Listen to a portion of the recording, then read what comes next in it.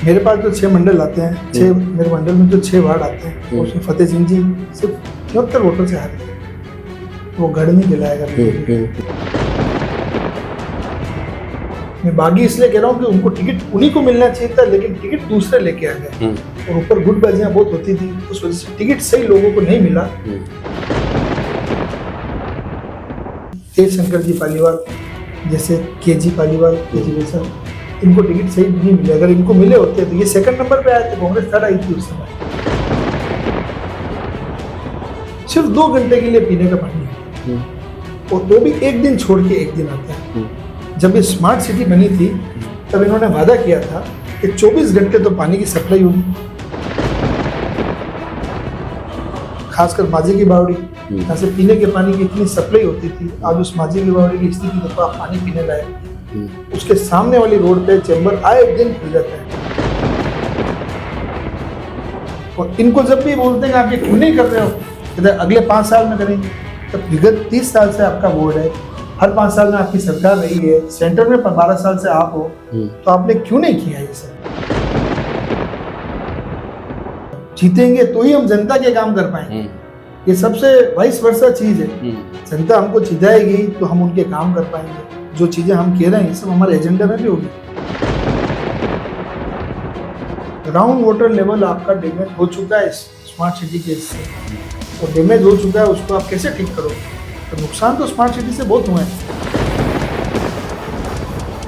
In cable वालों को बोलो अंडरग्राउंड करें, इनके लिए ऑप्शन छोड़ रखा है क्योंकि इनको पैसा देना पड़ता है, ये कर नहीं रहे। और वो 1200 करोड़ रुपए लगे तो 1200 करोड़ पूरे ढंग से तो करो, उसका काम तो पूरा फोकस करो। ये भी आगे पीछे जिलाध्यक्ष की परमानेंट तो रहेंगे, इनका भी टेंडर पूरा होगा, उनको भी आगे मौका मिलेगा। जिला अध्यक्ष के अलावा कौन काम कर रहा है, पता तो कौन सा ग्रुप है दूसरा। मैं उस नेता को भी ये कहना चाहता हूँ कि अगर वो बाहर से आके यहाँ पे इस तरह से डिस्टर्बेंस पैदा करेंगे और फिर गुटबाजी करने की कोशिश करेंगे तो ये उनका कयास चलेगा नहीं। भारत जी भाई साहब ने कहा 70 सीटें आ रही है, अगर 70 सीटें आ जाती है बीजेपी की, मैं राजनीति छोड़ दूंगा, मैं भारत जी के इधर सर्वेंट की तरह काम करूंगा। इस वार्ड के अंदर वार्ड अध्यक्ष और बूथ अध्यक्ष जिसका नाम भेजे टिकट उसी को दिया। ऊपर से जो हवाई जहाज वाले टिकट आते हैं वो आएंगे तो वो काम नहीं कर पाएंगे, उनको मालूम ही नहीं है कि कोई चीज। पार्टी जिसको देगी पार्टी सर्वोपरि, संगठन जो कहेगा वही करेगा। बदलाव की बहुत सख्त जरूरत है, ऐसा मुझे लगता है। अगर आपको भी लगता है तो आप इस बार कांग्रेस का बोर्ड बनवाएं, वोट दें कांग्रेस को। चंदा चोरी का वीडियो वायरल हुआ है, इससे ज्यादा क्या सबूत चाहिए आपको? और अब एसआईटी बना दी, अब उससे क्या होता है? वो सब तो उनके खास थे। भगवान के नाम पे न तो आप चंदा देना कहीं पे भी, आप किसी गरीब की मदद कर दो, उसको खाना खिला दो, किसी एक बच्चा है गरीब का उसको पढ़ा लिखा दो। आजकल हो गया है कि मंदिर की राजनीति करते हैं लोग बाग, खासकर बीजेपी के नेता, वो आ जाते हैं प्रोग्राम लेके आ जाते हैं, ये प्रोग्राम है, जेब से उनकी एक पैसा लगता नहीं है। आप पार्टी के हिसाब से ना चलें कि कोई दिमाग में भर दी कि यही पार्टी है, भगवान की पार्टी है, बाकी सब नहीं है, ऐसा नहीं है। नमस्कार, मैं हूं अनुराग और आप देख रहे हैं हमारा खास कार्यक्रम कुर्सी से पहले परीक्षा। जी हाँ, इस कार्यक्रम के माध्यम से हम उन नौजवान लोगों को, उन कार्यकर्ताओं को बुलाने का प्रयास करते हैं, उनके विजन जानने का प्रयास करते हैं, जिन्हें अगर मौका मिलता है और वो शहरी निकाय में जाते हैं तो कुछ अलग करके दिखाएंगे। इसी कड़ी में हमारे साथ मौजूद जो शख्सियत है वह किसी परिचय की मोहताज नहीं है। आप अंदरूनी शहर से आते हैं, काफी नाम है आपका। ऋतुराज मिश्रा जी हमारे साथ में हैं, जो कांग्रेस के मंडल अध्यक्ष भी हैं और उनके मंडल में करीब 6 वार्ड आ रहे हैं। उनसे जानेंगे कि ऋतुराज जी, बहुत बहुत स्वागत है आपका उदयपुर न्यूज में। सबसे पहला सवाल, 30 सालों से भाजपा, कांग्रेस क्यों नहीं आ पाई? ये जो अंदरूनी शहर है जी, यहाँ पे एक समय में कांग्रेस का गढ़ हुआ करता था। जब बहुत पहले यहाँ पे सेवा दल की बहुत ही मजबूत टीम हुआ करती थी। धीरे धीरे ग्राउंड लेवल पे कांग्रेसियों ने काम करना कम कर दिया।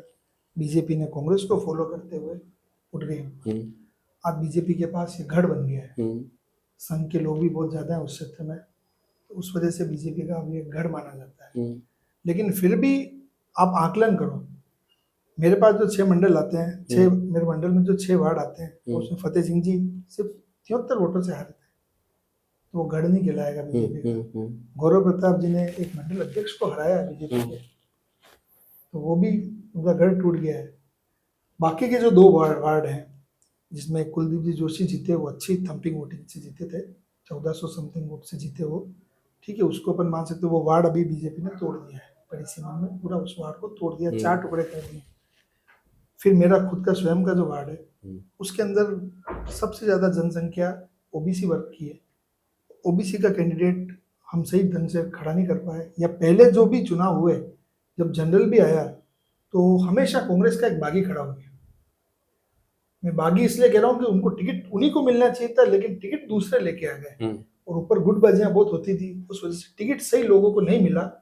जैसे तेज शंकर जी पालीवाल, जैसे केजी पालीवाल, केजी भाई साहब, इनको टिकट सही नहीं मिले। अगर इनको मिले होते तो ये 2nd नंबर पे आए थे, कांग्रेस 3rd आई थी उस समय। अगर कांग्रेस के वोट इनमें प्लस कर दो तो ये तो वैसे ही जीत रहे थे। तो कांग्रेस ने ही कांग्रेस को हराया है इनमें, लेकिन अब ऐसा नहीं है, अब समीकरण बहुत बदल गए। अब हमारे अंदर गुटबाजियां खत्म हो गई, क्योंकि इतने गुट रहे नहीं। एक जिला अध्यक्ष जी हैं, विधायक जी हमारे पास है नहीं, बीजेपी में शामिल हो गए, गोरा वल्लभ जी, और ताराचंद जी मीणा साहब हैं एक, वो अध्यक्ष जी चला रहे हैं शहर को। तो अब इतने गुट नहीं है, और सबको साथ लेके चल रहे हैं। वो अच्छे कैंडिडेटों को टिकट देंगे, जनता की जो मांग है वो अगर पूरी कर पाए तो बहुत अच्छा रहेगा कांग्रेस के लिए भविष्य में भी। जी, शहर में किस तरह के विकास की कमी है? शहर की सबसे मेन समस्या है, पहले तो सब मातृशक्ति जो भी है, मेरे वार्ड की पर्टिकुलर 15 नंबर वार्ड, और जो पूर्व 5 नंबर था, उसके आसपास भी सभी वार्डों की मातृशक्तियों को नमन है। वो बेचारी सुबह 5 बजे नल आता है, रात को क्या पता किस समय सोती है खाना बना के और सबको खिला पिला के, और सुबह 5 बजे उठती है, कोई 7 बजे उठती है, उनके अलग अलग टाइम सेट कर रखे हैं, सिर्फ 2 घंटे के लिए पीने का पानी आता है, और वो भी एक दिन छोड़ के एक दिन आता है। जब ये स्मार्ट सिटी बनी थी, तब इन्होंने वादा किया था कि 24 घंटे तो पानी की सप्लाई होगी। तो कहाँ है 24 घंटे पानी की सप्लाई में? तो कह रहा हूँ 24 छोड़ो, 12 घंटे ही दो, तो जिसको जब समय मिले वो पानी तो भर पाए, पीने का पानी। हम झीलों के पास रह रहे हैं और हम ही प्यासे हैं। पानी कई घरों में ऊपर नहीं चढ़ता। स्मार्ट सिटी वालों से बात भी हुई, चर्चा भी हुई, तो बहाना बना देते हैं, हमारा इतना ही प्रेशर से जाता है, ये फिक्स इसका कर रखा है हमने। जब आपको पता था यहाँ पे किस तरह की घाटियां हैं, कैसे मकान बने हुए हैं ऊपर, उनकी पानी की टंकी का अगर आपके प्रेशर से पानी नहीं चढ़ रहा है, तो ये व्यवस्था तो आपको पहले करनी चाहिए थी, तो वो आप कर नहीं पाए, असफल रहे। इसकी सारी मॉनिटरिंग, ये सेंट्रल लेवल से आया था प्रोग्राम पूरा स्मार्ट सिटी का, इसकी सारी मॉनिटरिंग बीजेपी वालों को करनी चाहिए थी, विधायक जी को करनी चाहिए थी, निगम इनका था, निगम वालों को करनी चाहिए थी, महापौर जी को करनी चाहिए थी, तो स्वयं एक इंजीनियर है, इन लोगों को करनी चाहिए थी। एमपी साहब इनके हैं, उनको करनी चाहिए थी, किसी ने कोई मॉनिटरिंग नहीं करी। क्यों नहीं करी, इसके लिए मैं कुछ नहीं कहना चाहता हूँ, पर मॉनिटरिंग नहीं होने की वजह से ये इस तरह से स्मार्ट सिटी का काम हुआ। चैम्बर लगाए लोगों के घर के बाहर, लोगों को वो अपने चैम्बर जो है वो साफ करना है, पैसा आप ज्यादा ले रहे हो पहले से। नालियां थी तो नालियां थोड़ी देर बाद पानी बरसात में क्लियर भी हो जाती थी, अब स्थिति ये हो गई, तब भी नालियां लोग हरिजनी साफ करते थे, सब हमारे वाल्मीकि भाई सफाई करते थे। आज वो उन चैम्बर की क्यों नहीं कर सकते हैं? क्योंकि वो भी डायरेक्शन निगम देगा, निगम इनका है, वो भी नहीं, खुद जनता साफ करे, और जनता साफ नहीं करे तो कहना नहीं चाहिए पर ऐसे शब्द पर गुमुद बार आता है। और इसकी कई वीडियो आपने देखी होगी, और भगवान के मंदिरों तक वो रिसाव हो रहा है उसका, इस तरह का जल का, जो कि ये भगवान के नाम पे वोट लेके आए ऐसी पार्टी, और भगवान के मंदिरों में जा रहा है, उसका विरोध हमने दर्ज कराया, हमने जाके उसको बंद करवाया पानी को, लेकिन तो भी अभी भी काफी जगह जा रहा है। जो इन्होंने स्मार्ट सिटी बनाया, इतना सब किया, तो आप पुरातत्व वालों को साथ में लेके चलते हैं। सूरज पोल का चौराहा तबाह कर दिया, कितना हेरिटेज वाला था, तो आपके पास कोई कहना चाहिए कि या तो आपके पास गाइडेंस नहीं थी प्रॉपर, तो आप किसी गाइडेंस लेके काम करते। आपने स्मार्ट सिटी तो बना दी, पर स्मार्ट सिटी बहुत तहस नहस कर दी पुरानी सिटी को, और बहुत सारी खामियां उसके अंदर। अब उन खामियां इतने सालों में दिख भी रही है, तो उसको ठीक नहीं करना है। कई जगह ढक्कन उखल जाते हैं, खासकर माझी की बावड़ी, जहाँ से पीने के पानी की इतनी सप्लाई होती थी, आज उस माझी की बावड़ी की स्थिति देखो, आप पानी पीने लायक नहीं। उसके सामने वाली रोड पे चैम्बर आए दिन खुल जाता है। ये एक समस्या है, मैं ऐसी बता रहा हूँ तो बहुत ही छोटी, हर जगह स्मार्ट सिटी को पकड़ रहा हूँ। इतनी रफ रोडें होनी चाहिए कि गाड़ी स्लिप ना हो, सारी स्मूथ होगी वो रोडें, न उनकी वापस से ग्रूमिंग कराते हैं उसको, न खुदवाते हैं, थोड़ा बहुत स्क्रैच करवाए तो गाड़ी स्लिप नहीं हो। अभी बारिश का मौसम है, इनको पहले ही चेत जाना चाहिए था कि बारिश में लोग स्लिप होंगे, किसी के हाथ पैर टूटेंगे, कई लोगों के पहले भी टूट चुके हैं और ये वो करने को तैयार नहीं है। और इनको जब भी बोलते हैं आप ये क्यों नहीं कर रहे हो, कहते हैं अगले 5 साल में करेंगे। तब विगत 30 साल से आपका बोर्ड है, हर 5 साल में आपकी सरकार रही है, सेंटर में 12 साल से आप हो, तो आपने क्यों नहीं किया ये सब चीजें आपको करनी चाहिए थी टाइम रहते। अभी भी जैसे आयड़ की नदी है, अभी खाली पड़ी है, पानी आएगा, बरसात होगी, अपन भगवान से ही प्रार्थना करते हैं भरपूर बरसात हो, पूरा पानी आए तो पानी साफ करेगा उस आयड़ की नदी को। अपनी जिम्मेदारी नहीं है क्या नैतिक? अगर आपके कर्मचारी काम नहीं कर रहे हैं तो आपके पास इतनी बड़ी पार्टी है, इतनी बड़ी टीम है, लगाओ ना उनको, हम भी आपके साथ आएंगे, करो उस आयड़ नदी को साफ। उसकी क्या व्यवस्था कर रखी है आपने? गुलाब बाग की आपने स्थिति देखी है, गुलाब बाग के अंदर इतने काम करने वाले लोग लगा रखे हैं, अभी 2-3 महीने से तो फिर भी थोड़ी सफाई चल रही है। उसके पहले क्या हुआ, कहाँ वो तनख्वाह कहाँ जा रही है, क्यों नहीं सफाई हो रही है? जब हमारे मोहल्ले के 2 लड़के हैं, अक्षय और प्रदीप, उन्होंने बहुत अच्छी टीम बनाई, हम भी उनके साथ हैं, बावड़िया साफ करी। जब बावड़िया साफ भी हमको ही करनी है तो तनख्वाह किस बात की लोग ले जा रहे हैं? ये तो कोई तरीका नहीं हुआ। प्रशासन से बात करनी थी ट्रैफिक वाले मुद्दे पे, हम भली कांग्रेसी, हम बीजेपी कार्यालय के नीचे खड़े रहे 1 घंटा, हम माननीय ताराचंद जी का हमने वेट किया, एमएलए साहब का, बहुत सज्जन व्यक्ति हैं, बहुत अच्छे व्यक्ति हैं, उनको साथ लेके गए, हम हमारे साथ भी आए, वो एसपी साहब के पास बैठे, 1 घंटा चर्चा चली, हल कुछ नहीं निकला। आज 1 साल हो गया, वो की वो स्थिति है। जब बीजेपी वालों को हमको साथ मिलकर धरने पे बैठना पड़ा जगदीश चौक में कि ये ट्रैफिक कैसे संभलेगा, तो उसकी कोई व्यवस्था नहीं है, इनके पास कोई जवाबदेही नहीं है। जबकि ऐसा होना चाहिए कि एमएलए साहब को आगे कहना चाहिए क्यों नहीं हो रहा है। वीआईपी जब आते हैं तो पूरे शहर का ट्रैफिक आप रोक देते हो, सारी पुलिसिंग वहां लगा देते हो, जनता का बेचारी का किसी का बहुत जरूरी काम है तो भी वो बेचारा इंतजार कर रहा है 15-15, 20-20 मिनट, उनका समय जा रहा है, उसकी कोई कीमत नहीं है। इनकी सब चीजों की कीमत है। इनको वहां पे पुलिसिंग प्रॉपर लगाते हैं। और जितने भी जैसे सबसे बड़ी समस्या बताता हूँ, मेरे क्षेत्र में नानी गली और पीछे गोगावतवाड़ी, झड़ियों की होल, कसरों की होल, ये ऐसे क्षेत्र हैं, पतली गलियां हैं, स्कूटर निकल जाए, 2 व्हीलर निकल जाए ठीक है, जनता पैदल आती जाती। अब ये इधर से ट्रैफिक रोकते हैं, ऑटो वाले घूम के उसमें आ जाते हैं, दिन भर ट्रैफिक जाम रहता है उन गलियों में। और दोष देते हैं दुकानदारों को। दुकानदार तो अपनी एक गाड़ी अपने घर के बाहर खड़ी करेगा, दुकान के बाहर, उसका कोई ग्राहक भी आएगा तो वो 2 व्हीलर खड़ी करेगा। वो गलियां 2 व्हीलर के लिए बनी है, उसमें ऑटो अलाउ क्यों करते हो? तो उन पॉइंट को बंद करना चाहिए, वहां पे कोई आदमी लगाना चाहिए इनको, प्रशासन को। लेकिन प्रशासन बोलती है हमारे पास आदमी नहीं है। हमने विधायक जी से रिक्वेस्ट करी, आप आपके कोष से पैसा दो थोड़ा और होमगार्ड लगा दो आप, तो बोलते 25,000 रुपए एक होमगार्ड लेता है, तो 2.5 लाख रुपए 10 होमगार्ड भी लगाए अगर इधर तो 2.5 लाख रुपए होते हैं, हम कैसे दें? अब विधायक को आपकी जिम्मेदारी है, अब आगे से पास कराओ, नहीं तो प्रशासन से बोलो 10 आदमी यहाँ लगाए। कोई जरूरी थोड़ी कि कोई मिनिस्टर आ रहा है तो उस समय 10 आदमी जमा पे, जरूरी थोड़ी कि कम भी तो कर सकते हैं वहां से। कौन सा मिनिस्टर के क्या फर्क पड़ जाएगा? मिनिस्टर तो लोगों ने बनाया है। आपकी नजरों में ट्रैफिक कैसे सही हो सकता है? ट्रैफिक ऐसे सही हो सकता है कि इसको नो ट्रैफिक जोन कर देना चाहिए। एक बार पहले जब ताराचंद जी मीणा कलेक्टर साहब थे, विकास जी शर्मा एसपी साहब थे, तब हम सब ने मिलकर, सब मोहल्ले वासियों ने, जिसमें बीजेपी कांग्रेस सब शामिल थे, हम सब ने मिलकर कोशिश करी वहां पे, और हुआ भी था, एक एक्सपेरिमेंट भी हुआ था, बहुत ही अच्छा और सही गया था। पर वो फेल होने का एक ही कारण था कि उस समय ई रिक्शा नहीं मिले, क्योंकि टूरिस्ट है, कई लोग, वजन ज्यादा होता है, कोई बुजुर्ग होता है, तो वो क्या, उनको समस्या रहती है आने जाने में।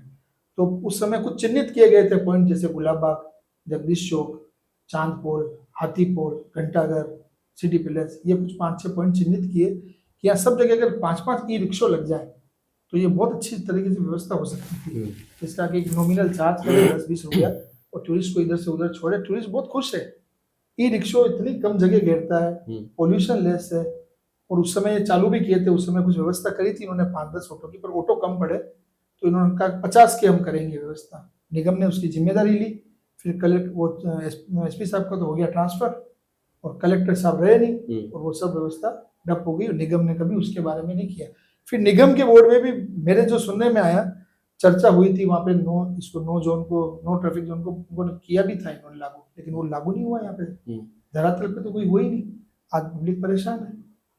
इसी तरीके से पार्किंग, टूरिस्ट तो आएगा, टूरिस्ट सिटी है, टूरिस्ट आएगा, लोगों का रोजगार उससे जुड़ा है। आपको टूरिस्ट को तो अपने घर में गेस्ट आ रहा है, उसको पूरी सुविधाएं देनी पड़ेगी, आपको उसका मान सम्मान करना पड़ेगा। आप टूरिस्ट को ना तो गाली गलौज कर सकते हो, उसकी गाड़ी रखने की जगह पहले व्यवस्था करनी पड़ेगी, आपकी बाद में। पार्किंग बनी हुई है।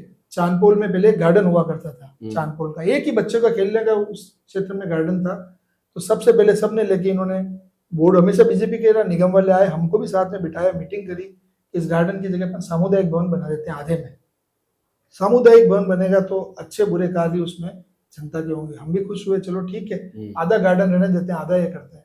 आधे में सामुदायिक भवन बना, कुछ नहीं हुआ उसके अंदर, सारे नशेड़ी बैठे रहते थे, दीवार के अंदर खड्डे कर दिए, ताले लगे हुए तो दीवार में खड्डे करके, लेकिन कोई उसकी मॉनिटरिंग नहीं है, ना तो पुलिस प्रशासन ने कोई कार्रवाई करी, एक भी कोई मुकदमा उससे रिलेटेड दर्ज भी नहीं हुआ है। और उन नशेड़ियों को हमको वहां से मार पीट के भगाना पड़ा, उनको भगाया, उसको वापस थोड़ा रिपेयर करने की कोशिश करी, तो ये आ गया कि नहीं अब यहाँ पे तो पार्किंग बनाएंगे। हमें भी लगा भाई अच्छा विजन है, पार्किंग की ज्यादा जरूरत है। हमने भी उनको बोला कि भाई पार्किंग बनाओ, लेकिन इसमें एक फ्लोर ऐसा बनाओ कि जिसमें किसी के घर में मरण मौत हो जाए तो उठमना हो सके, किसी की बच्चे की बर्थडे 200-400 आदमी का खाना हो जाए क्षेत्र में। नीचे पार्किंग भी इतनी अच्छी व्यवस्था है, इनको पार्किंग बनानी चाहिए थी 4 मंजिल 5 मंजिल, क्यों नहीं बनाई आपने? भविष्य को देखते हुए आपको पार्किंग बनानी चाहिए थी इतनी। इन्होंने 2 मंजिल पार्किंग बनाई, और जब से पार्किंग बनी है तब से आज दिन तक इन्होंने कभी किसी को भी किराए पे नहीं दी उसको। अब वाजिब किराया लो ना निगम, लोग क्षेत्रवासी कहाँ जाएंगे? उनके घर के प्रोग्राम क्यों नहीं हो सकते वहां पे?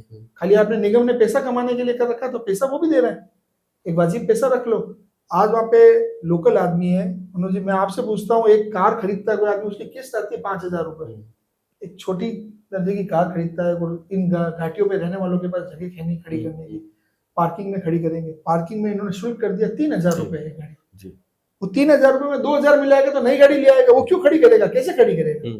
उस पर कितना आपने बोझ डाल दिया, और जिनको आपने ठेके पे दिया उनके ऊपर भी आपने बोझ डाल दिया, उनसे आपने पहले इतनी बड़ी बोली लगवा के पैसा ले लिया, विद जीएसटी आपने वसूल कर लिया, और उनको वहां बिठा दिया कि आप लोगों से वसूल करो, वो भी मजबूर है, उन्होंने पैसा भरा है, आगे तो करना पड़ेगा। इसके लिए एक आरएमपी वाली इसी पार्किंग के लिए तो पीडब्ल्यूडी वाली में उसमें तो ज्ञापन भी दिया हुआ है, एक हमने भी इधर से ज्ञापन दिया, लेकिन कोई उसका वो नहीं है।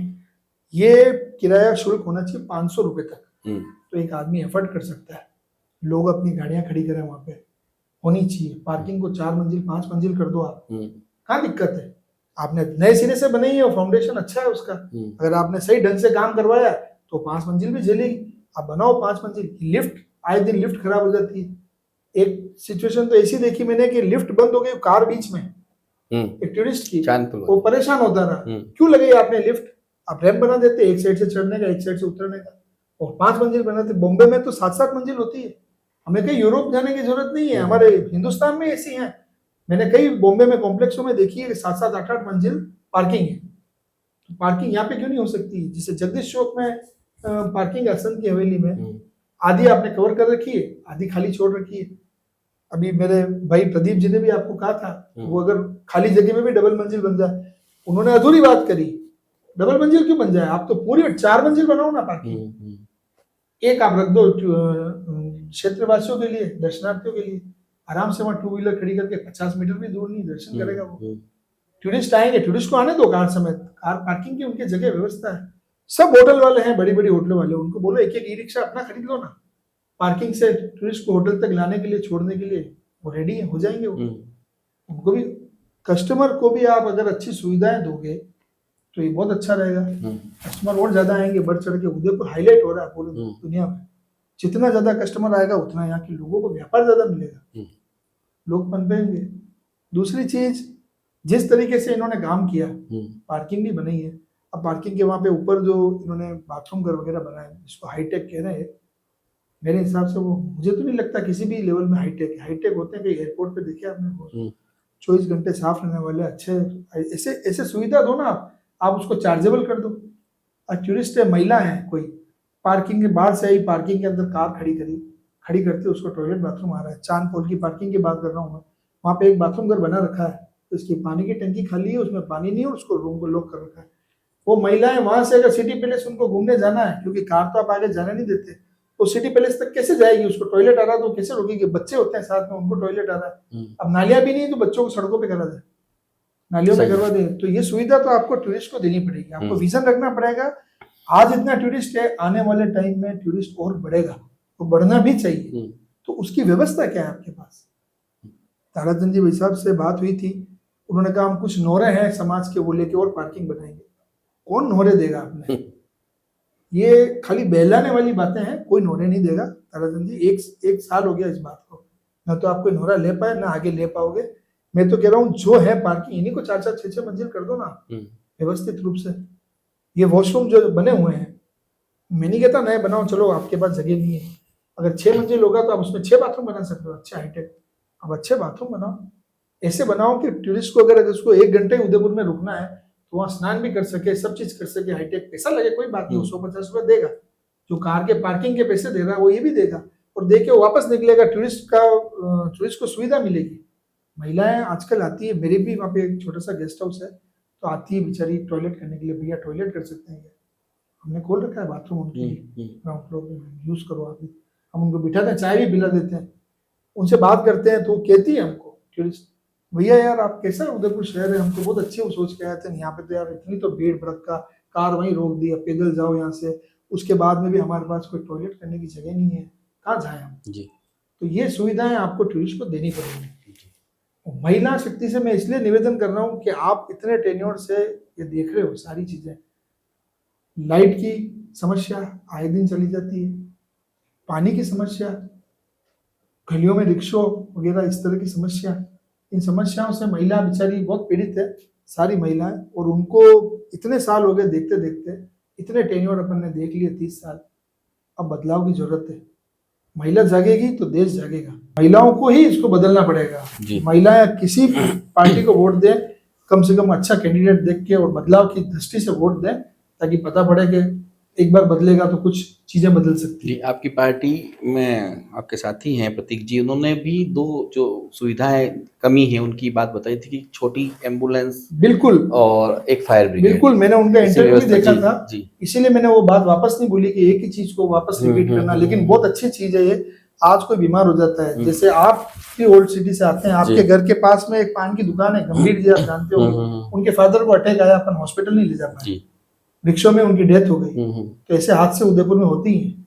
उन हादसों से निपटने के लिए आपको वहाँ पे सारी सुविधाएं चाहिए। जब इतना टूरिस्ट आ रहा है, 5-25 हजार टूरिस्ट आपको शहर के अंदर है, तो उनके लिए टूरिस्ट को भी अभी कुछ हो जाए, किसी को अटैक भी आ जाए किसी टूरिस्ट को, तो कैसे उसको लेके जाओ? तो ऑटो रिक्शा तो ठीक है, पॉइंट भी होने चाहिए, ऑटो रिक्शा बहुत जरूरी है, पर ई रिक्शा लग जाए उनकी जगह, कोई अच्छी व्यवस्था हो जाए। उसके अलावा एम्बुलेंस होनी चाहिए। पार्किंग अगर आपकी बड़ी है तो आप एक एम्बुलेंस खड़ी कर सकते हैं।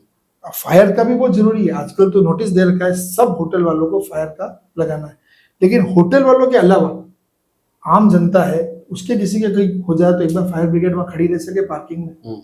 तो इतनी व्यवस्था के लिए पार्किंग तो आपको बनानी पड़ेगी, वो तो बनानी पड़ेगी, आपके पास कोई ऑप्शन नहीं उसके अलावा। तो ये चीजें हैं। और एक और है कि बाइक वाली एम्बुलेंस भी आती है, तो गलियों के अंदर क्या है, कई बार घाटियां, घाटी पे एम्बुलेंस भी नहीं चढ़ती है, तो बाइक एम्बुलेंस भी कुछ होनी चाहिए।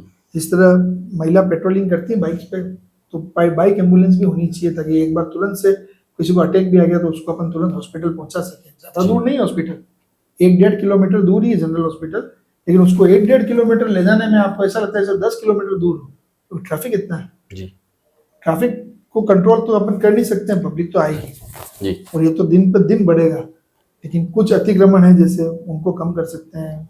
लोग भी समझते हैं, और दुकानदार खुद भी चाहता है कि टूरिस्ट घूमता घूमता रहेगा तो उनकी भी दुकान पे ज्यादा घुस जाएगा, गाड़ियों पे ऑटो में बैठ के सीधा निकल जाएगा, रुकेगा ही नहीं।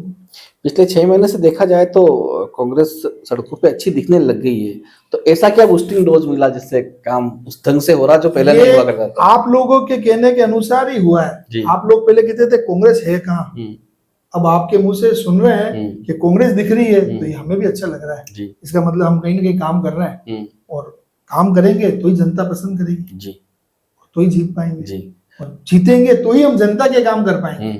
ये सबसे वाइस वर्सा चीज है। जनता हमको चिढ़ाएगी तो हम उनके काम कर पाएंगे। जो चीजें हम कह रहे हैं ये सब हमारे एजेंडा में भी होगी। इस तरह झील की सफाई, झील की आपने स्थितियां देखी है, सीवरेज का पानी अंदर जा रहा है। अभी कुछ दिन पूर्व हमारे माननीय गोपाल जी नागर साहब थे, उन्होंने इस पे पॉइंट भी उठाया था कि बहुत गंदा पानी पी रहे हैं उदयपुर की जनता। तो वाकई में उसको टेस्टिंग करा के देख लो, उस पानी की सप्लाई तो वही हो रहा है। एक वहीं पे हैंडपंप था, उसके अंदर पूरा काला पानी आता था। तो कलेक्टर साहब और आयुक्त साहब आए थे मौके पे, उनको दिखाया, उन्होंने उसको तुरंत प्रभाव से बंद करवाया कि कोई गलती से पी ना ले टूरिस्ट वगैरह, उसको बंद कराना पड़ा। वो क्लीन नहीं हो सकता। ग्राउंड वाटर लेवल आपका डैमेज हो चुका है स्मार्ट सिटी के इससे, और डैमेज हो चुका है, उसको आप कैसे ठीक करोगे? तो नुकसान तो स्मार्ट सिटी से बहुत हुए हैं। एक चीज और कहना चाहूंगा इसमें, मैं जितने पोल लगे हैं, आज भी कुछ पोल हैं टेलीफोनिक पोल जो लगे हुए हैं, केबल का, आप तो इन चीज से अच्छी तरह से वाकिफ हो। फाइबर केबल हुई, ये टेलीफोन केबल, हर तरह की केबल, ये अंडरग्राउंड का इनका ऑप्शन रख रखा है, ये अंडरग्राउंड क्यों नहीं है? मैं जवाब मांग रहा हूँ निगम वालों से भी, अधिकारियों से भी, और एमएलए साहब से भी, एमपी साहब से भी, कि उन्होंने क्यों नहीं इसको उनको नोटिस देके अंडरग्राउंड कर रही है? कि ये कोई उनको पैसा दे रहे हैं क्या? ये बहुत बड़ा सवाल है। सही है। ये स्मार्ट सिटी बन गई, आपके पोल पूरी तरह से हटे क्यों नहीं है? इन केबल वालों को बोलो अंडरग्राउंड करें, इनके लिए ऑप्शन छोड़ रखा है, क्योंकि इनको पैसा देना पड़ता है, ये कर नहीं रहे, और उसका कोई विरोध कर नहीं रहा है। जब आप सरकार में हो, विरोध नहीं करते हो, तो गलत चीज है ना, ये करने चाहिए। स्मार्ट सिटी बनाई, आपने इतना पैसा खर्च किया है। मैंने सुना, जहां तक मुझे ध्यान, 1200 करोड़ रुपए उदयपुर के अंदर स्मार्ट सिटी में लगे। अब वो 1200 करोड़ रुपए लगे, तो 1200 करोड़ पूरे ढंग से तो करो, उसका काम तो पूरा प्रॉपर करो आप। तो कोई इनका कोई कहने वाला नहीं है। मुद्दे जब हम रखते हैं तो ये हल्ला गुल्ला करने लग जाते हैं। इनको बहुत ऋतुराज मिश्रा मंडल अध्यक्ष हैं कांग्रेस से, इस नाते नहीं, सिर्फ कांग्रेसी होने के नाते पूछना चाहता हूं, क्योंकि आप अध्यक्ष जी की गुड बुक में भी आते हैं, क्या वाकई में गुटबाजी खत्म हो गई? वाकई में गुटबाजी खत्म हो गई कांग्रेस में? मेरे को ऐसा लगता है कि जैसे जिला अध्यक्ष जी हैं, वो संगठन सर्जन के तहत चुने गए। उस समय काफी लोगों ने कोशिश की जिला अध्यक्ष बनने की, और एक ही चुना जाता है, वो चुने गए। तो हो सकता है किसी के मन में कोई छोटा मोटा मलाल रह गया हो, यार मैं नहीं बन पाया, तो ऐसा कुछ नहीं है। हर चीज का टेन्योर होता है, ये भी हट जाएगा। ये भी आगे पीछे जिला अध्यक्ष जी परमानेंट तो रहेंगे नहीं, इनका भी टेन्योर पूरा होगा, उनको भी आगे मौका मिलेगा। आज जो स्थिति है, आज सब मिलके साथ में लड़ रहे हैं। मुझे नहीं लगता ऐसा कि कोई गुटबाजी जो आप कह रहे हो, गुटबाजी का जो बड़े नेता होते हैं, 3 नेता हो गए, पहले हमारे 3 नेता थे तो गुटबाजी थी, आज बीजेपी में है। गुटबाजी तो बीजेपी में, आज कांग्रेस में कहाँ गुटबाजी रही? बीजेपी जिला अध्यक्ष के अलावा कौन काम कर रहा है बता दो, कौन सा गुट है दूसरा? आपको जो आपके मन में संशय है गुटबाजी का कि ये गुट बना रहे, सब तो जिला अध्यक्ष के साथ है। हर आप फोटो उठा के देख, जैसे कांग्रेस की बात करें कि 40 से ज्यादा लोगों ने विधायक की दावेदारी की थी, बिल्कुल 1300 उम्मीदवार आया, चुनाव लड़ा, बिल्कुल भली भाजपा में चले गए। वो 40 लोग अभी किस स्थिति में? क्योंकि अभी सुनने में आया कि एक जो नेता है वो यहाँ पर अपने पदों पे लोगों को बिठा के अगली बार का चुनाव वो लड़ेंगे, ऐसा कयास है। तो जो 40 लोग हैं वो कहाँ गए? मैं उस नेता को भी ये कहना चाहता हूँ कि अगर वो बाहर से आके यहाँ पे इस तरह से डिस्टर्बेंस पैदा करेंगे और फिर गुटबाजी करने की कोशिश करेंगे, तो ये उनका कयास चलेगा नहीं यहाँ पे। अब उदयपुर की जनता, कांग्रेस अब ये चीज नहीं देखेगी।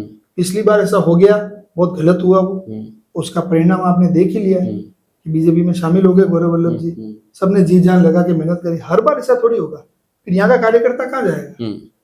जो आज मेहनत कर रहा है नीचे से लेके, बेचारा कार्यकर्ता से लेके वो बूथ पे काम करता है, बूथ अध्यक्ष बनता है, फिर वार्ड अध्यक्ष बनता है, वार्ड अध्यक्ष से मंडल में आता है, फिर मंडल अध्यक्ष बनता है, फिर वो ब्लॉक अध्यक्ष बनता है, फिर ऊपर जाता है। वो कहाँ, उसका जीवन इसमें निकल जाता है, और उसके बाद में उसको टिकट बाहर से आ जाता है। अब वो 35-40 लोगों ने जो टिकट मांगा था, उनमें से कोई किसी को टिकट मिलता, किसी को भी मिलता, तो 100% इससे ज्यादा वोट आते जी। मेरा ऐसा मानना। भारतीय जनता पार्टी ने जमीनी स्तर पर काम करना शुरू कर दिया है, और हाल ही एक सूची जो है वो वायरल हुई कि एसटी और एससी की सीटें ऐसी आएगी, मतलब समझने की बात है। ऋतुराज मिश्रा के पास मंडल हैं, 6 वार्ड हैं, तो किस तरह की तैयारियां हुई अभी तक? हमने भी हमारे चिन्हित कर रखे हैं। हमारे मंडल में एसटी एससी के तो शायद है नहीं, क्योंकि आएंगे भी नहीं एसटी एससी के वार्ड ही नहीं, ओबीसी और जनरल ही आएगी सारी चीजें। तो हमने भी हमारे ओबीसी के भी कैंडिडेट ढूंढ रखे हैं, जनरल के भी ढूंढ रखे हैं, और उसके अलावा आवेदन जो करेगा, कांग्रेस का कोई भी छोटे से छोटा कार्यकर्ता हो, उसको पूरा अधिकार है आवेदन करने का। आवेदन की सूची पूरी आएगी मेरे पास, मैं मंडल अध्यक्ष हूँ इस नाते, मैं उसको ऐसे कैसे आगे भेजूंगा। आगे फिर जो संगठन डिसाइड करेगा, संगठन सर्वोपरि। एक को ही टिकट मिल सकता है। अगर 5 दावेदार हैं और अगर एक किसी को भी संगठन टिकट देता है तो मैं सुनिश्चित करता हूँ बाकी 4 को मैं कहीं ना कहीं मंडल में, कहीं ब्लॉक में, जहाँ जहाँ मैं कर सकूंगा उनके लिए सपोर्ट करूंगा, उनको वहां पे सेट करेंगे, उनको कहीं ना कहीं पद देंगे, उनको जिम्मेदारियां देंगे ताकि वो आगे भी काम कर सके, उनको खाली नहीं बैठने देंगे। अब कांग्रेस कभी खाली नहीं बैठेगी जी। ये मेरा बोर्ड बन रहा है। बोर्ड बनने की जो बात है, देखो कॉन्फिडेंस और कॉन्फिडेंस में सिर्फ एक कदम का फर्क है। जैसे पारस जी भाई साहब ने कहा 70 सीटें आ रही है, अगर 70 सीटें आ जाती है बीजेपी की, मैं राजनीति छोड़ दूंगा, मैं पारस जी के घर सर्वेंट की तरह काम करूंगा। यही वो मुझे कह सकते हैं क्या, ये बात आश्वासन दे सकते हैं क्या इस तरह का? कहना कुछ भी बोल दूं मैं, 70 आ रही है 80 आ रही, जनता डिसाइड करेगी ये सब चीजें। धरातल पे होगा जो होगा, जनता ने पूरा मूड बनाया है। कांग्रेस ने भी अब की बार पूरी कोशिश की है धरातल पे आने की, जो आप भी कह रहे हैं रिपोर्टिंग आपकी है, तो देखो अब क्या होता है परिणाम। पिछली बार भी सही थी, ज्यादा ही आएंगी उससे, अच्छा ही होगा जो होगा कांग्रेस के लिए, अब अच्छा ही होगा। मंडल अध्यक्ष के नाते चयनकर्ताओं को क्या सुझाव है? चयनकर्ताओं को ये सुझाव है कि जो नीचे से बूथ अध्यक्ष, जिस वार्ड के अंदर वार्ड अध्यक्ष और बूथ अध्यक्ष जिसका नाम भेजे, टिकट उसी को दिया जाए, क्योंकि उनको ही मालूम है कि कौन वार्ड में सक्रिय कार्य करता है, कौन जनता के बीच पॉपुलर है, कौन जीत सकता है, किसके अंदर प्रभाव है कि वो आगे जाके अच्छा काम कर पाएगा जीतने के बाद। तो ये वही लोग डिसाइड कर सकते हैं। ऊपर से जो हवाई जहाज वाले टिकट आते हैं वो आएंगे तो वो काम नहीं कर पाएंगे, उनको मालूम ही नहीं है कि कोई चीजें जितनी प्रॉब्लम जैसे मैंने आपको बताई, इतनी प्रॉब्लम वो थोड़ी बता पाएंगे। तो जो जहाँ रह रहे हैं जिस वार्ड से, उनको वार्ड वाइज टिकट मिलने चाहिए। संगठन को इसमें बिल्कुल सचेत रहना चाहिए। जी। आपकी तैयारी कहाँ से है? मैं वार्ड नंबर 15 से आता हूँ। अगर पार्टी टिकट देगी तो मैं, जनरल आएगा वो भी उस पे है, टिकट देगी तो मैं 15 से लड़ूंगा। अगर नहीं देती है पार्टी टिकट कि आप मंडल अध्यक्ष हो भैया आप काम करो, मैं उसमें भी काम करूंगा। किसी को भी पार्टी टिकट देगी, और भी लोग मांगेंगे टिकट, किसी को भी पार्टी टिकट देगी, उसका मैनेजमेंट पूरा चुनाव का मैं संभालूंगा और उसको जीता के लाने की मेरी जिम्मेदारी। अगर उसकी हार होती तो मैं अपनी हार मानता हूँ। जी। मतलब आप इच्छा रखते हो, लेकिन अगर किसी और साथी को मिली तो आप वो छोड़ सकते हो पद, ऐसा? बिल्कुल, पार्टी जिसको देगी, पार्टी सर्वोपरि, संगठन जो कहेगा वही करेंगे। जी। आपके वार्ड की मुख्य समस्या क्या है? मेरे वार्ड की सारी जो समस्याएं बताई है, मेरे वार्ड की पार्किंग की समस्या मेरे वार्ड में, ट्रैफिक की समस्या मेरे वार्ड में, पानी की समस्या सबसे बड़ी समस्या है। मैं कई बीजेपी वाले मेरे मित्र हैं, उनके घरों में भी पानी नहीं जाता, बहुत परेशान हुए हैं, वो निगम में चारों तरफ चक्कर काटते रहते हैं। मैं उनको देखता हूं तो मुझे इतना दुख होता है कि बीजेपी वाले भी बीजेपी वालों के लिए सपोर्ट नहीं कर रहे, क्योंकि कर ही नहीं सकते हैं, सोल्यूशन ही नहीं इनके पास, उन्होंने सिस्टम ही पूरा गड़बड़ कर रखा है। उनके घरों तक पानी नहीं जा रहा है, अब वो किससे कहे बेचारे। तो ये सब समस्या सबसे मुख्य है। लाइटें जाती है तो चलो ठीक है, लोड इन्होंने प्रॉपर कर ही नहीं रखा है। उदयपुर को अगर इतना किलोवाट चाहिए तो उनके पास मैन्युफैक्चरिंग नहीं होती जी। इन्होंने होटलों वालों को सब वो बड़े बड़े लगा के दे दिए, इन्होंने क्यों दे दी परमिशन? इतने बांटे क्यों कनेक्शन आपने, जब आपके पास देने की पूर्ति करने की है ही नहीं। फिर आप कुछ 2 घंटे के लिए ये क्षेत्र की लाइट बंद कर दी, उधर चालू कर दी, उधर से बंद कर दी, दूसरी जगह चालू कर दी। इसके लिए हमने गए भी थे हम वहाँ पे विद्युत डिपार्टमेंट में, 2 दिन सही चला, तीसरे दिन वापस वही हाल है। हमारे कांग्रेस कार्यकर्ता सब जने मिलके पानी के लिए भी गए थे कि भाई पानी चालू करो, रोज निरंतर पानी चालू भी हुआ, 2-4 दिन हुआ, फिर बंद कर दिया इन्होंने। तो ये चीजें क्या है कि जब तक हमारी सरकार नहीं आती, हम कैसे उनको अधिकारियों को चलाएंगे। अधिकारी तो आपने अभी देखे होंगे, लेटेस्ट एक पुलिस डिपार्टमेंट से भी कहा था कि मैं बीजेपी के कार्यकर्ता की तरह काम कर रहा हूँ। तो अधिकारी तो ये हैं, फिर भी इनकी बात नहीं मानते हैं, तो उसका तो हम क्या करें। जी। आपके जो पास के 3 वार्ड माने आप सहित, आपके वार्ड सहित, तो वहां पर 2 तो महिला पार्षद हैं और 1 पुरुष पार्षद हैं। तो उन महिला पार्षदों की शिकायत रही कि भाई ये वाला आदमी हमें इधर उधर डिस्टर्ब करता है या यही काम करता है। मतलब कुलदीप जोशी, आशा शर्मा और तारा शर्मा की अगर बात करें तो मतलब वो दोनों वार्ड की, और अभी कभी दिखती भी नहीं है वो महिला पार्षद हैं। तो क्या लगता है आपको, मतलब युवाओं की पकड़ कांग्रेस से ज्यादा बीजेपी में ज्यादा है? नहीं, युवाओं की बीजेपी में ज्यादा है, बिल्कुल मान रहा हूँ। लेकिन अभी की जो स्थिति है, जो हमारे राहुल गांधी जी ने जो मुहिम चलाई है, लिटरली आपने देखा ही, हर जगह भर भर के जनजिया है, और युवा ही दिशा देंगे, महिलाएं और युवा ही करेंगे इस बार जो करेंगे। और इनको कभी अभिमान नहीं करना चाहिए, हम इतने साल से हैं तो और भी रह जाएंगे, डिसाइड जनता ही करेगी जी। और दूसरी बात जो आपने पूछी है, मेरे वार्ड के अंदर आशा जी सोनी मेरी बहनी है, वो पार्षद रही, चुनाव जब लड़ी वो एक बार मेरे घर पे आई थी वोट मांगने के लिए। उसके बाद मैंने कभी उनको मोहल्ले में भी नहीं देखा, उन्होंने कभी किसी की समस्या नहीं सुनी। और दूसरी है तारा जी, तारा जी की भी यही स्थिति है, वो भी कभी नहीं आई। अब हमारे वहाँ पे कई जगह कचरा पड़ा रहता है, फोन करते हैं, फोन नहीं उठाना, वो निष्क्रिय हो गई दोनों। और अभी जो मयूर जी अलबेला ने एक इंटरव्यू लिए थे, उसके अंदर ये स्थिति थी कि बीजेपी वाले उनको साथ में लेके नहीं आ पाए, बहाने बनाते रह गए, तो यहाँ नहीं रहती, ये वहां रहती, ये वहां चली गई, यहाँ चली गई, वो बीमार है। पार्षद जनता को फेस नहीं कर पा रहे हैं। तो ये स्थिति कब बनती है, जब पार्षद काम नहीं करता है 5 साल। कुलदीप जोशी का आपने कहा वो काम करता है, इसलिए वो तो इस वार्ड का कर रहा है, उसके दोस्त दूसरे वार्ड में भी हैं, वो कहते हैं यार ये करवा दे, तो वो ये महिला नहीं कर पाती, वो करवा देता है, मदद करता है वो इनकी उल्टा। और अगर वो उस पर करे तो ये उनकी इच्छा है, उनका पार्टी का मामला, इसमें तो हम क्या बोले। नहीं, जैसे युवाओं की बात करें तो दोस्त सभी हैं, राजनीतिक अलग हो सकती है, विचारधारा अलग हो सकती है, लेकिन ऐसा माना जाता है कि कोई उधर से खड़ा होगा तो इधर से खड़ा नहीं होगा क्योंकि वो हमारा दोस्त है इसलिए खड़े नहीं होंगे। इसमें कितनी सत्यता है? संगठन सर्वोपरि जी। संगठन की जहाँ बात आएगी, चाहे मेरा मित्र है कुलदीप जोशी, बचपन का दोस्त है, भाई जैसा है, लेकिन वो चुनाव लड़ेगा तो उसके सामने क्या हमारा पार्टी का कैंडिडेट नहीं लड़ेगा क्या? और मेरे मंडल में उसका वार्ड आता है तो हम पार्टी के हमारे कैंडिडेट को पूरी मजबूती देंगे, क्यों नहीं देंगे? हार जीत तो होती रहती है, कुलदीप जोशी का प्रभाव ज्यादा होगा तो जीत जाएगा, इसका ये मतलब थोड़ी हम उसके सामने सरेंडर हो जाए, कैंडिडेट ही खड़ा नहीं करता, ये तो पॉसिबल नहीं है। दोस्ती दोस्ती की जगह, काम तो पार्टी का करने। बिल्कुल। क्या वार्ड की जनता से या शहर की जनता से क्या अपील करना चाहते हैं? मैं ये कहना चाहता हूँ इस बार युवाओं से, महिलाओं से, सबसे, पूरी जनता से कि बदलाव की बहुत सख्त जरूरत है, ऐसा मुझे लगता है। अगर आपको भी लगता है तो आप इस बार कांग्रेस का वोट बनवाएं, वोट दें कांग्रेस को। मंदिर के झांसे में न आए, ये भगवान के नाम की राजनीति बहुत हो गई, आपने देख ही लिया। मुझे वार्ड की बात करने के लिए बुलाया, पर एक लाइन बोलूंगा, चंदा चोरी हुई है, वो भी मोदी जी प्राण प्रतिष्ठा वो करते हैं, कहते हैं सुप्रीम कोर्ट का आदेश था, फिर भी मंदिर, राम मंदिर उन्होंने बनवाया, राम भगवान को वो लेके आए, सब चीजें कर रहे हैं वो, पूरी टीम उन्होंने बनाई वहां पे। 2 शंकराचार्य जी नाराज हो गए, फिर भी उन्होंने अधूरे मंदिर में प्राण प्रतिष्ठा करी है, क्योंकि लोकसभा चुनाव आ रहे थे उस समय। और उसके बाद में उन्होंने पूरी टीम गठित करी है, जिसमें चंपालाल जी जैसे लोग थे, और चंदा चोरी का वीडियो वायरल हुआ है। इससे ज्यादा क्या सबूत चाहिए आपको? और अब एसआईटी बना दी, अब उससे क्या होता है? वो सब तो उनके खास थे, अब बना दी, वो भी एसआईटी भी इनकी है, उनको आप दोष मुक्त तो कर नहीं सकते, वीडियो है इसलिए। और आप इसी चीज को देख लो, भगवान के नाम पे न तो आप चंदा देना कहीं पे भी, आप किसी गरीब की मदद कर दो, उसको खाना खिला दो, किसी एक बच्चा है गरीब का उसको पढ़ा लिखा दो। अगर आप भगवान के लिए करना चाहते हो तो आप बच्चे के लिए करो, वो ज्यादा अच्छा है जी। तो ये जो भिखारी घूम रहे हैं बाजार में, ये नहीं मिलेंगे आपको, अच्छे पढ़ेंगे लिखेंगे, ये देश का भविष्य है सब। तो आप उस नजरिए से इनको लो। और मंदिरों में तो मैं कह रहा हूँ बिल्कुल चंदा देना बंद कर दो। आजकल हो गया है कि मंदिर की राजनीति करते हैं लोग बाग, और खासकर बीजेपी के नेता, वो आ जाते हैं, प्रोग्राम लेके आ जाते हैं, ये प्रोग्राम है, जेब से उनकी एक पैसा लगता नहीं है। अगर उनको ऐसा कोई बड़ा प्रोग्राम करना है कि 1000 आदमी 5000 आदमी का खाना करना है, तो आधा पैसा खुद स्वयं जेब से दें, आधा चंदा कराएं, उसमें मैं भी उनके साथ हूँ, भगवान के काम में चलो दे दूंगा। लेकिन पैसा लेके जाते हैं और फिर वो सही ढंग से यूज हो नहीं हो, उसकी मॉनिटरिंग कहाँ है? अब जब राम मंदिर में ऐसा हो सकता है तो कहाँ विश्वास करें हम? सही बात।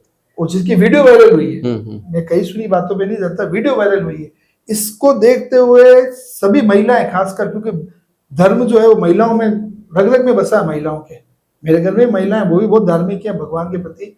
तो इस झांसे में ना आए, आपने सबने वीडियो देखी है, और उसके बाद आप खुद निर्णय लें, स्वयं विवेक से काम लें। आप पार्टी के हिसाब से ना चलें कि कोई दिमाग में भर दी कि यही पार्टी है, भगवान की पार्टी है, बाकी सब नहीं है। ऐसा नहीं है, दोनों पार्टियां हैं, बराबर पार्टियां हैं, आप चाहे जिसे वोट दें। लेकिन मेरी यही उनसे यही है कि इस बार बदलाव लेके आए, कांग्रेस को वोट देके विजय बनाए जी। तो ये थे मंडल अध्यक्ष ऋतुराज मिश्रा जी, जो चाहते हैं कि इस बार बदलाव लेके आए। 30 सालों से भारतीय जनता पार्टी का गढ़ उदयपुर शहर है, और अंदरूनी शहर की बात करें तो यहाँ पर बीजेपी से जुड़े लोग ज्यादा रहते हैं। ऋतुराज मिश्रा लगातार वहां से संघर्ष कर रहे हैं, और इस बार दावा कर रहे हैं कि अंदरूनी शहर से भी कांग्रेस को जीत दिलाएंगे। और कांग्रेस के चयनकर्ताओं को भी अपनी तरफ से एक नसीहत दी है कि जो वार्ड अध्यक्ष और वार्ड का सबसे प्रॉम्प्ट आदमी टिकट का नाम दे, अगर उसे ही टिकट दिया जाएगा तो कहीं न कहीं बोर्ड बन पाएगा। वहीं पैरासूट उम्मीदवारों को भी सीधा चैलेंज ऋतुराज मिश्रा ने दिया है कि अगर इस बार कोई इस तरह की हरकत होगी न तो उदयपुर जनता सहन करेगी, न ही कांग्रेसी कार्यकर्ता सहन करेगा। अब जनता को तय करना है आगामी 6 सितंबर या 9 सितंबर जब भी चुनाव यहाँ पर उदयपुर में हो, किसे वोट दे। क्या भारतीय जनता पार्टी का 7वां बोर्ड बनाएगी या कांग्रेस को इस बार बोर्ड में लेकर आएगी, यह 6 तारीख और 9 तारीख को होने वाले चुनाव में तय होगा और 11 तारीख को पता चल जाएगा। उदयपुर न्यूज की सभी से अपील है कि अपने मताधिकार का प्रयोग जरूर करें। हम हमारे खास कार्यक्रम कुर्सी से पहले परीक्षा में हर उस नौजवान को, हर उस युवा को बुलाने का प्रयास करेंगे जिसके कुछ अलग विजन है इस शहर को लेकर, या वो किस पार्टी को पसंद करता है और वो चाहता है कि अगर इस बार ये पार्टी आई तो अच्छा शहर का विकास हो पाएगा। ये हमारी मुहिम लगातार जारी रहेगी। नमस्कार।